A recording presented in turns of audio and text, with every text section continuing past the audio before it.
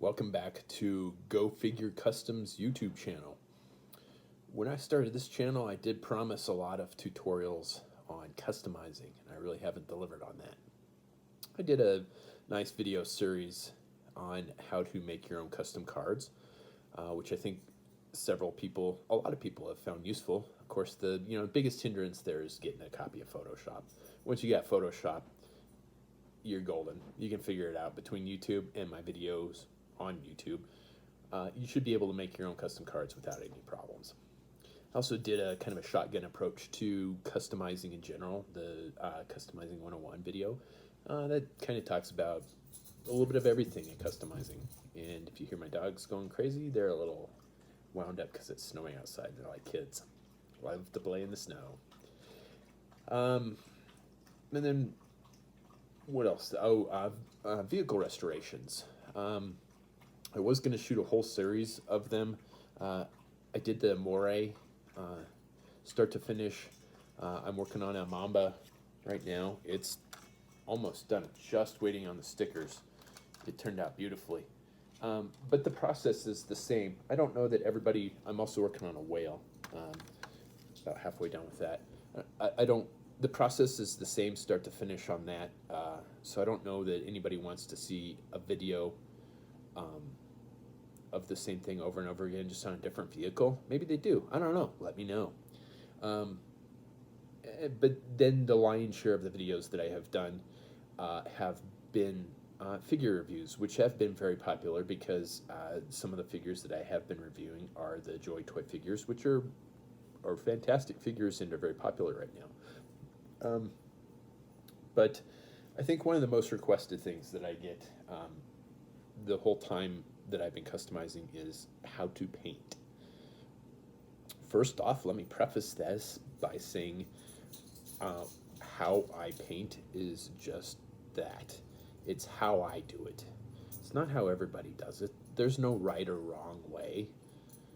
If you find your own style and it works for you, that's fine. There's nothing wrong with that. This is just a very detailed video explanation and tutorial on how I paint. And I think one of the big things that I want to illustrate is that it's not that difficult. What I do is very simple, and you can do it too. And this video is going to show you how to do that. I will say that I've shot this video piecemeal, so a little bit here and there. So it's gonna probably kind of jump around. This was very much an experiment to see if I could do this, and we'll see if it works. And give me some feedback on that.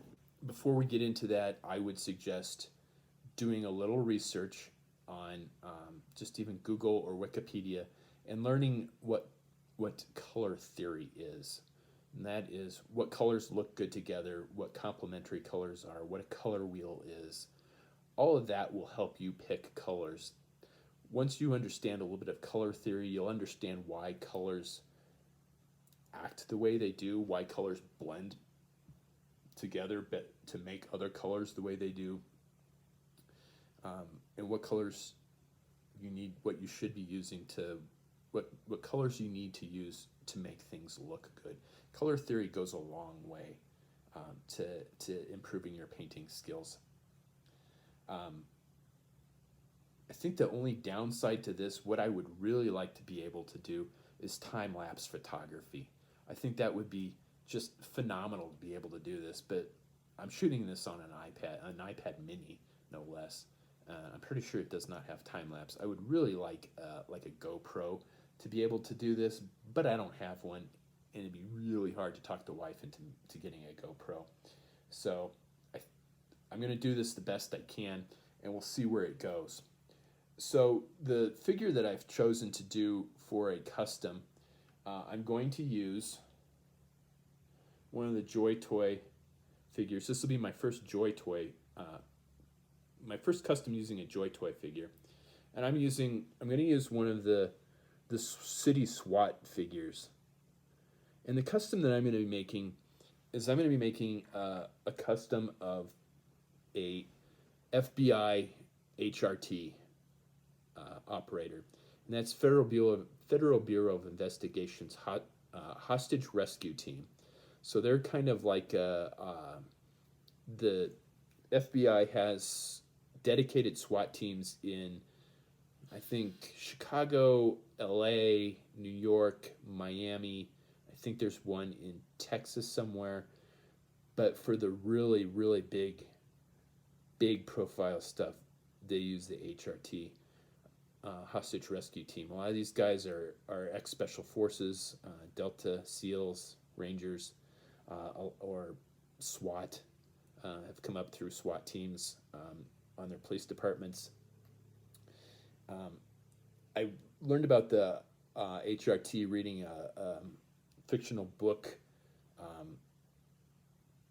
I can't ever pronounce the author's name, David Baladucci. The book is called Last Man Standing, and it's not the book about the SEALs that not the SEAL team that got hit in Afghanistan. This is a fictional book about a FBI hostage rescue team member, where his team gets killed and he's the only one left. And he's got to solve the mystery of why he is still alive. But it's a really good book. Number one, I enjoyed it, but I don't have a figure, any like HRT figures. I did a SWAT set using vintage figures a long time ago. I mean, we're talking 16, probably 15 years ago at least. So I'm going to use this guy as my base figure.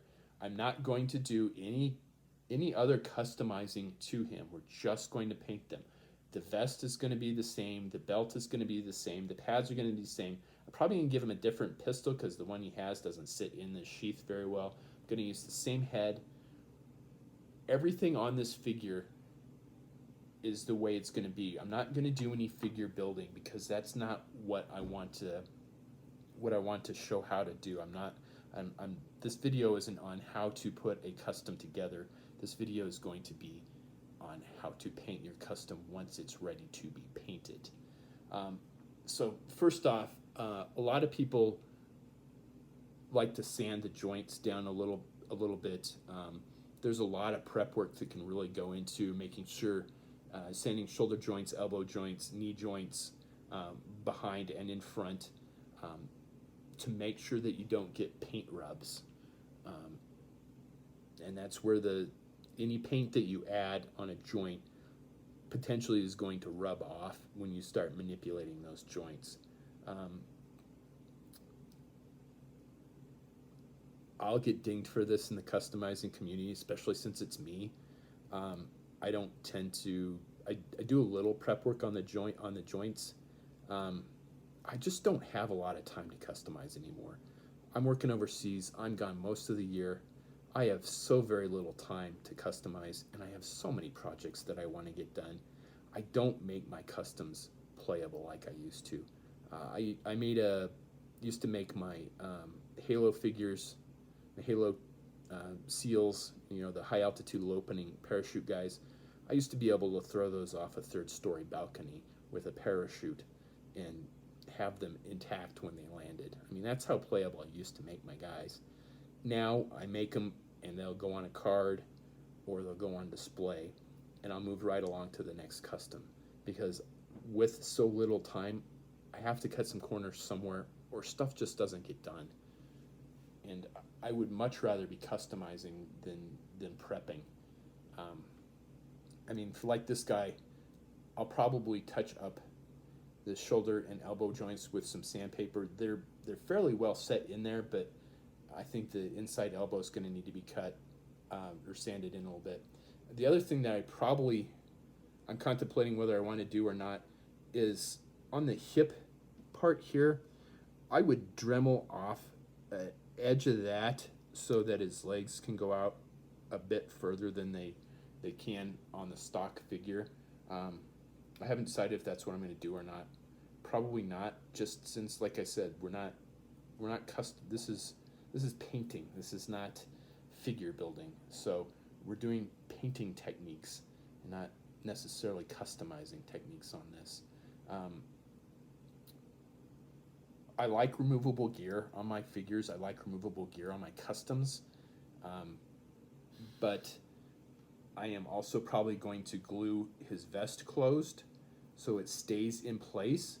And the one thing I don't like about these Joy Toy figures is the belts don't tend to stay in place on the hips. So I'm probably going to glue his belt in place as well. Again, I am trying to do painting techniques.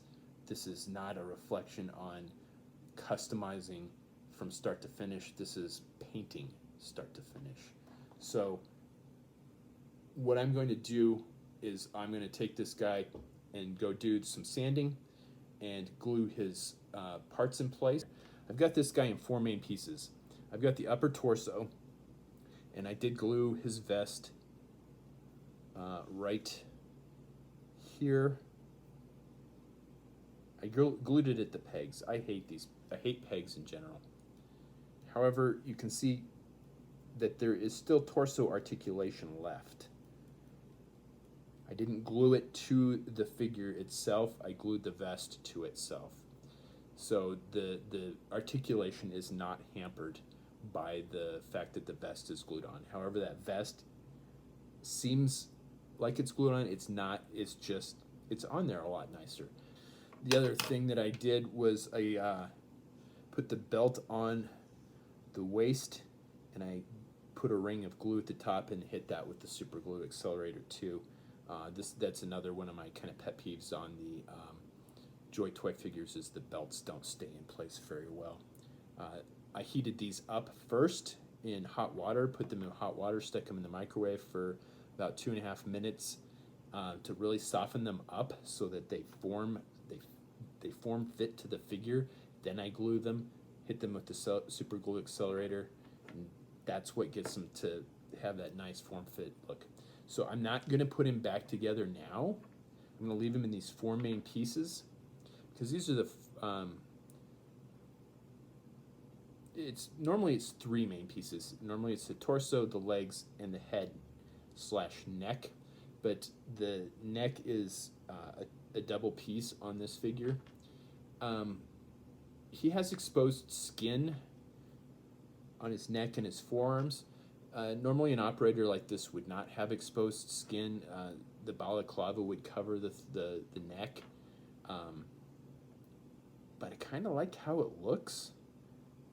So I'm going to kind of move away from the more realistic functional approach and leave the skin visible. That way it's going to give me a chance to kind of talk about painting skin too. And I don't like painting skin. I hate painting skin, and I hate painting faces because I'm not very good at flesh tones. So it's not my favorite thing to paint. It's like the last thing I paint. But what's going to happen now is I'm going to primer these guys. So let's stop it for a second. All right. So one of the most frequently asked questions I get is, what primer do I use? I used a primer by a company called Armory, and I use the past tense of that because they don't make it anymore, which is a huge friggin' blow to me because it was fantastic stuff. So what I'm using now, I'm kind of experimenting. I'm trying different stuff. I'm using Tamiya Fine Surface Primer right now. I use a light gray. I don't like black, and I don't like white for primers. One of my buddies, who's a fantastic customizer, Marcus Aiken, the Irrepressible Dark Horse, he likes black primer. It helps him do what he does really well, which is his painting style. For what I do, I want a blank canvas, which is kind of amusing when I think about this, because this is exactly what this is. This is going to be a blank canvas. This is kind of This is like a real Bob Ross moment here, because he's always like, get a blank canvas and follow along. And that's exactly what you can do with this video. I'm not using any rare pieces at all. I mean, this is a stock Joy Toy figure. You could use any Joy Toy figure that you wanted. The head is exclusive to the SWAT team set, but I didn't do any esoteric. There's no esoteric rare parts on this. This is a straight repaint. So if you have one of these figures, if you get one of these figures off of eBay, if you have the set and you're willing to part with one to paint along with me, a la Bob Ross style, fantastic, because that is exactly what this video is going to be able to do. And I just looked at my iPad while I had it paused. I can shoot time lapse on this. I'm going to do a little practicing with the time lapse to see how long it lasts and how well it works. And I don't know, I've never shot time lapse before. Photography is definitely my thing. You can see the picture on the wall behind me. That is one of my pictures. I have my own website for my own photography, and you'll notice that my pictures of my customs I consider them fairly decent pictures. They're not perfect, obviously, but I consider them decent. So yeah, you can get the SWAT toy, the Joy Toy SWAT figure, and it's Bob Ross time, man. Do what I do and paint along. So the next step in this is we're gonna primer this, and I'm gonna stop this. You don't need to see me primer this. One thing that I like to use for priming, and you can see how coated this thing is. I mean, it's just the primer. There's layers and layers of primer on this. It's just hemostats. You can probably get a few of these off of eBay for, I don't even know. You can get them off of eBay. They're called hemostats, though. So I'm going to grab it like this, and then I'm going to prime it. And I'm going to prime all the parts, and once that's done, we'll come back and talk about priming a little bit more. Okay, so I've got the torso and the legs primered. You can see the legs there, and the torso here. All right, it's not fully, I don't have it clipped onto anything, so I gotta kind of hold this until it dries. So it's kind of awkward where this is clamped onto the joint in his hips. Oh, see, there it fell. Yeah, it's pretty much dry. All right, but not quite. So I really like this primer. I think one of the complaints I had initially when I first used it was it gave kind of a glossy finish to it. It gave a glossy finish to the figure. And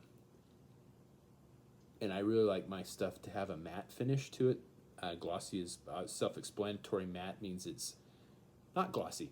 All right. There's no point in that. All right. So I hit it with the primer once. Now priming, like any other painting technique, the big trick to this is not using too much paint. You want to use light coats. I think that is one of the, I don't know, failings. I don't know if failings is the right word. I don't want to be too harsh on new customizers, because I was a new customizer once too, but you can always tell the new customizers because their paint is so thick. It looks like they've melted a crayon on it, and the paint glops up, and it doesn't look good. I'm sorry. When your paint is too thick, it doesn't look good. The same goes for your primer. So I use short bursts until all the area is covered. I've got his arms extended out, so what I've done is I primered him. What I'll do now, when the primer is dry, is I'll reposition his arms in such a way to primer the areas that didn't get hit the first time. So like under his armpits, in his elbows, armpits. See, his armpits aren't. There's a definite armpit that didn't get primered there, and the back of his elbows definitely won't get primered. And this is an area that I forget about a lot. If you go through pictures of my customs, you can see that a lot of my customs have bad elbows, back of the bad elbows, because this is a place that, number one, I forget to prime, and number two, that I forget to paint. And I don't notice it until after I take pictures and post them online. So, all right. So that's what I'm going to do with the torso. And this primer is dry already. I think it's only been a couple minutes since I've primed it. I do recommend letting the primer sit for a little bit. I don't know what it says on the can. I'll have to look and see what it recommends, how long it's going to sit. Now the lower legs are a bit different because you're going to have. And see, I didn't Dremel out the crotch a little bit so the legs would extend. If I were going to custom, if this was going to be a custom for any other thing, like just a regular custom, I would probably take the time and Dremel that out so it would be nice so the legs could extend. But like I said, this is just for painting. This is not customizing. We're just painting. So I'm not too worried about it. But when you bend the hips forward, you can see there's some dark gray there that didn't get hit with the primer. And then, especially with double jointed knees, like these are,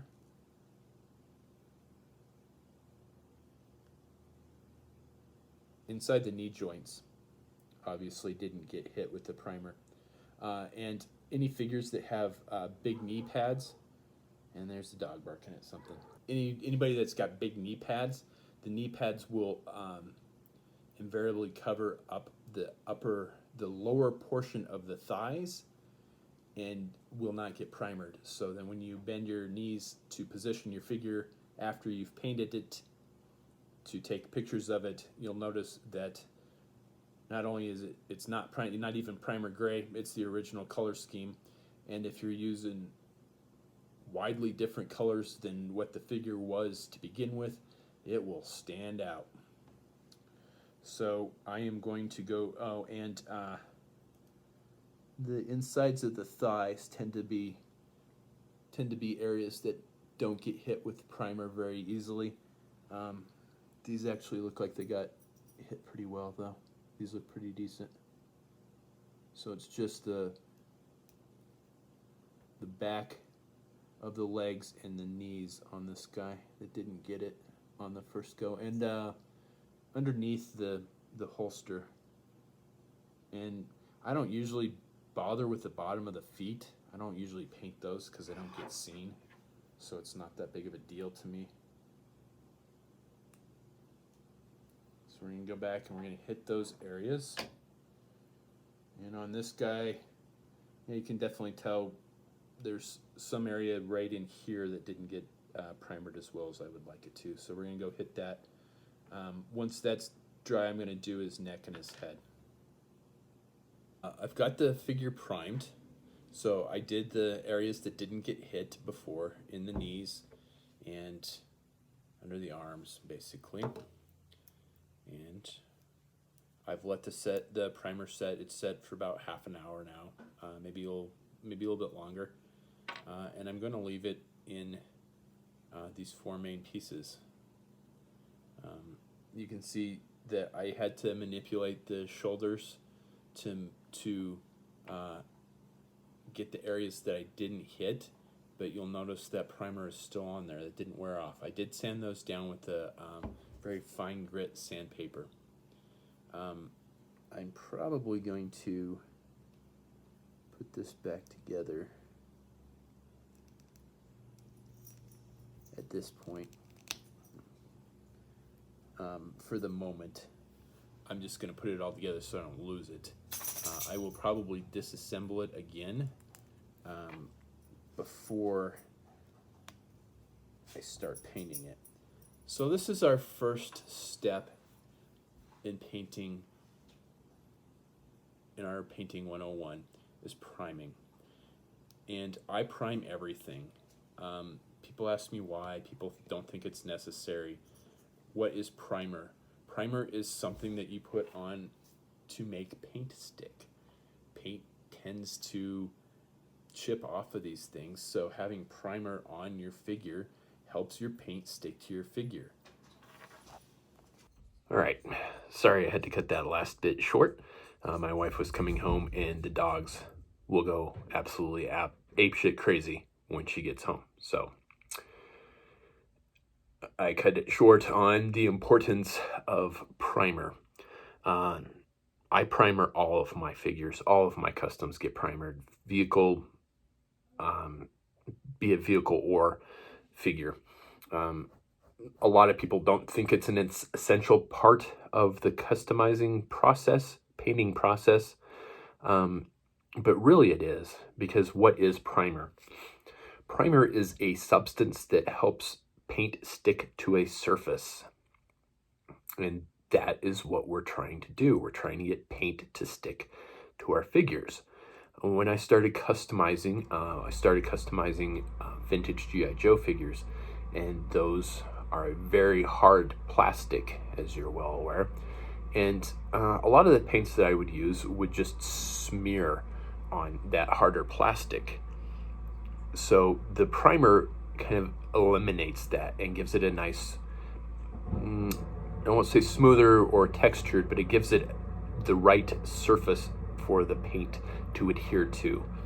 And not only does it help your paint